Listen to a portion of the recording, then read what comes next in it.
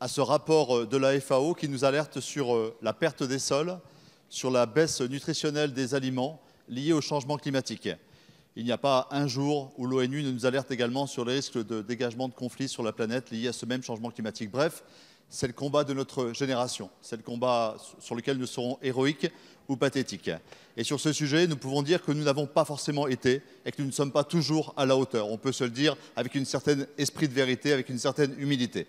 Tous les experts disent qu'il faut environ 30 milliards pour engager, que nous engageons actuellement 30 milliards, 10 pour les ménages, 10 pour les entreprises, 10 pour la puissance publique dans la transition énergétique. Il faudrait à minima faire le double.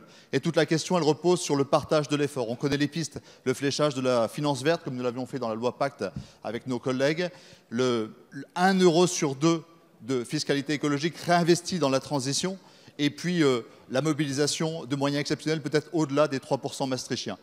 Mais la question du partage est fondamentale. Et je vous fais une proposition très simple, Monsieur le Premier ministre. Arrêtons la guerre, comme nous l'avons eu dans le PLF ou le PLFSS, sur la querelle des chiffres et les exemples qu'on se balance à la figure. Est-ce qu'on est capable de bâtir, est-ce qu'on est capable dans cette Assemblée de bâtir un indicateur qui associe la lutte du plan pauvreté à la lutte contre le changement climatique? Un indicateur qui, par décile, nous dise le partage de l'effort. Aujourd'hui, la Fondation Abbé Pierre nous dit que les 10% de Français les plus pauvres participent proportionnellement 4 fois plus que les 10% les plus riches.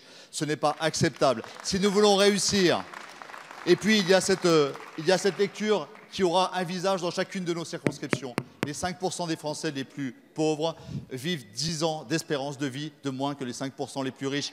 Nous ne réussirons pas la transition écologique sans justice. Pas de transition sans justice, pas de justice sans transition écologique. Nous vous invitons à bâtir cet indicateur pour hausser le débat entre le gouvernement et le Parlement. Merci, et nous rassembler monsieur sur le ces député. objectifs. Merci. La parole est à Madame Brune Poirson, secrétaire d'État auprès du ministre d'État chargé de la transition écologique et solidaire. Monsieur le Président, Mesdames et Messieurs les députés, Monsieur le député Potier, vous avez raison. L'environnement, la protection de l'environnement est le combat de notre génération.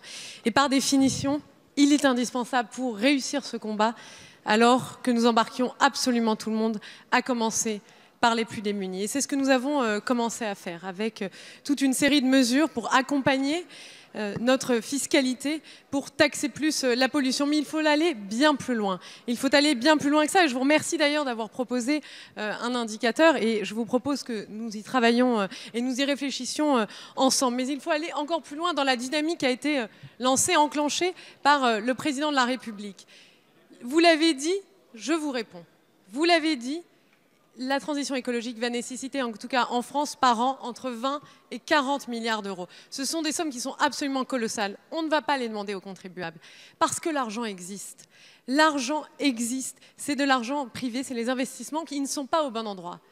Et donc, nous savons comment faire pour prendre cet argent-là et le rediriger de façon massive vers des projets qui sont bons pour la planète. Et c'est ce que nous avons commencé à faire avec le One Planet Summit. Bien sûr, il a été lancé ici, à Paris, mais nous avons continué cette dynamique-là à New York et devant un parterre de chefs d'État et de grands dirigeants de banques et d'institutions financières, nous leur avons demandé de prendre leurs responsabilités et d'accompagner cette transformation. Et en Europe, nous sommes en train de créer le cadre institutionnel pour le faire. Alors travaillons ensemble, travaillons de concert, parce qu'il faut que l'investissement privé se mette massivement et sans compromis, totalement en faveur des investissements qui sont bons pour la planète et bons pour les plus pauvres. Merci.